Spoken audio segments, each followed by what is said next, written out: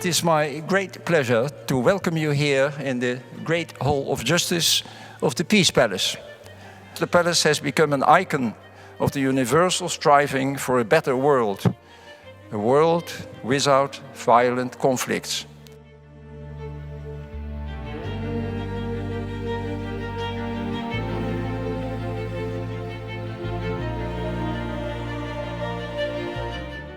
It would take 6 decades after the end of the war before a United States president would travel to Japan to the site where the first atomic bomb had fallen.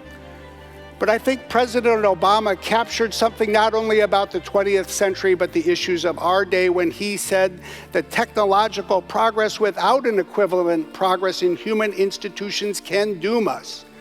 And as we think about the scientific revolution, as we think about the technology revolution, what we need to remember is that it requires a moral revolution as well. We need governments to adopt principles, to stand up for them, and ultimately to do what has always been done in this very building, and that is move norms and international law forward. This century, businesses need to do better. And there is no part of the business community that has a higher responsibility than one part, the technology sector. On the 17th of April this year, 34 companies came together in Northern California to endorse a global tech sector accord, where we used our voices to stand up for important principles, to say that we will protect all of our customers everywhere. We will oppose attacks against innocent civilians and enterprises everywhere. And we'll take practical steps to build capacity and to help each other when attacks take place. These are not easy days because companies were not built to keep people safe from the military arms of other governments.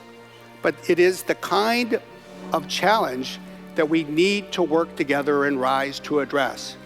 Microsoft has certainly made the road to peace a much more interesting thing to study, because by adding new voices to the mix, the dynamics change, the power dynamics change, the ideas and the exchanges change, and for us this is food for thought, and we'll be talking about it for a long time.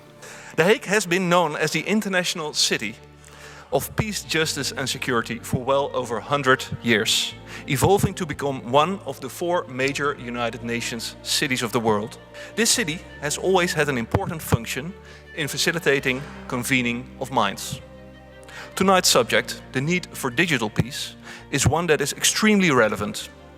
Our rules on peace and justice, created during a time when the world was analog, fall short in a digital society and space. And the organizations based in our city feel the impact as well. New challenges, or rather new realities, need new solutions.